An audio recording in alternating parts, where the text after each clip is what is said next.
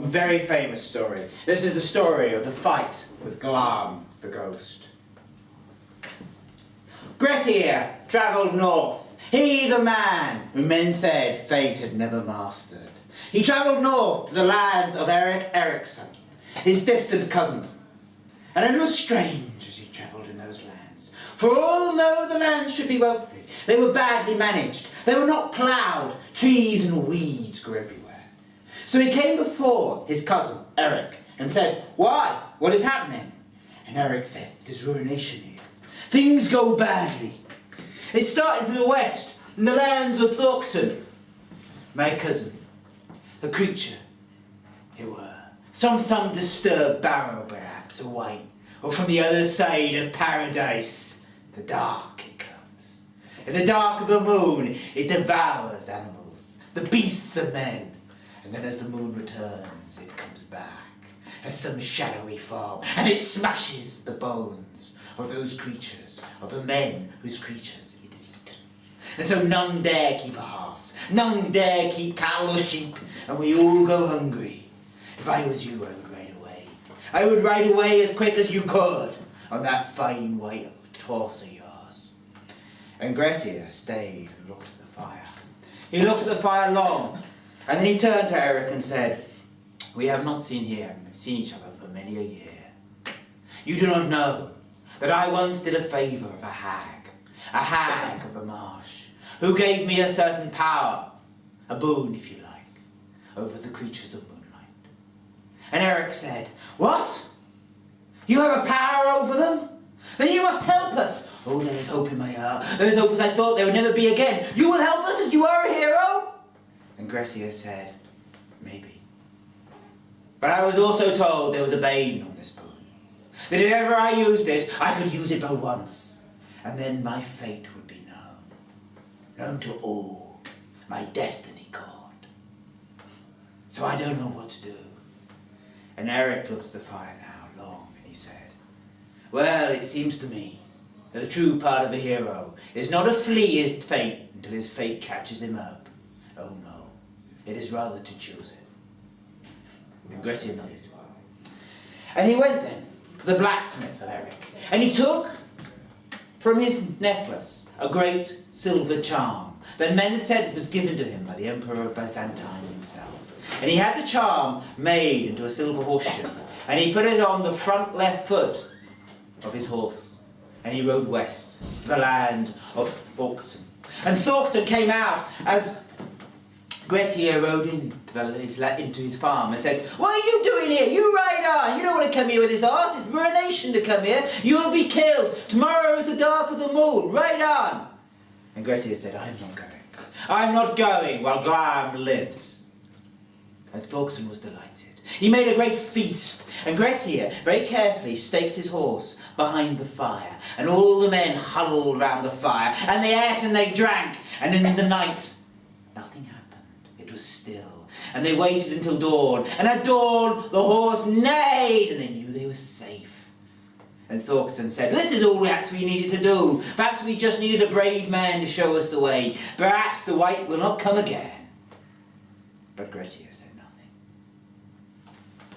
The next day they had another great big feast all night, and again the horse was staked behind them, and again the dawn came, and again it neighed. And that was the dark of the moon. And so Thorkson said, "It must be all right now." And Grettir said, "We shall see." And for a third night, they staked the horse behind them. The third night, you cannot see the moon. And the dawn came. And while they were feasting, and Thorkson said, "It must be fine." Grettir said, "The horse has not neighed." And they turned behind him. And where the horse had been, there was just smashed, blooded bones. And all that was left of it, apart from the bony mess, intact, was Grettir's cloak that he put on it as it were a blanket. And he picked it up, and they saw it was covered in horse blood. And then suddenly he pointed down to the ground, and he picked up that left hoof, the one with the silver horse ring on it, and he held it up. And he smiled, and he said, "You are a good horse." And he held it, and they all saw it had black blood on it, the blood of the white. And he said, I have now what I need. The next night, he bade them all go to bed in the great long house, and he took the bed nearest the door.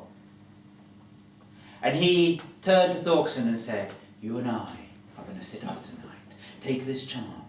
And he gave him the silver horseshoe. And he said, "If the creature comes, if Glam comes, hold up the horseshoe as if your redemption hangs upon it, and do not let it down, or we are all damned." And Thorkson agreed. And so they were waiting as the night wore on, and the moon gradually came up, and a silver light stretched across the land, grew brighter, grew far too bright, brighter than the brightest full moon. And through that they heard a whoosh of the wind, and suddenly the door blew open, and something was there in the threshold. Grettir would never describe it, save that it was as tall as a silver birch, and the same colour under moonlight, and it seemed to have stars for eyes, and something reached out, a great branch-like hand, with fingers as long as bare branches and as sharp as stakes, reached out for the nearest man, reached out for Grettir. Grettir nodded to Thorkson, and Thorkson held up the charm, and Grettir, just at that moment, moved sideways. He wrapped the cloak, the one that was stained with the horse's blood, around the hand as it came in, and he used it to drag the creature in through the threshold, and all men saw it, a pale shadow of silver fear.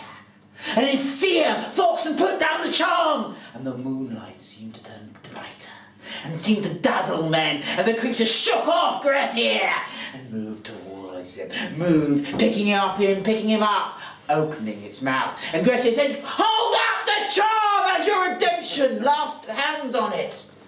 And Thorkson held up the charm, and Grettir shook himself free. More than that, he wrapped the cloak of the horse's blood around and around and around and around the neck of the creature, and he started to choke out its life. And it spluttered and went down on its knees, and in delight, Thorkson said, "You've done it! You've done it!" He put his hand down, and the moon became all intenser, all the brighter, and the creature shook off Grettir and went to hit him. And Grettir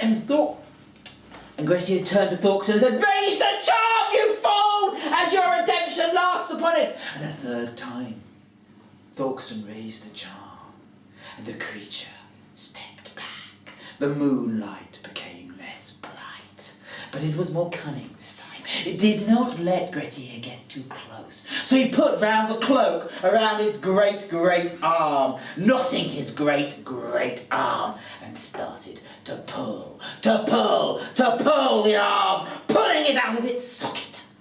Then, with a thud, and the creature fell to the ground.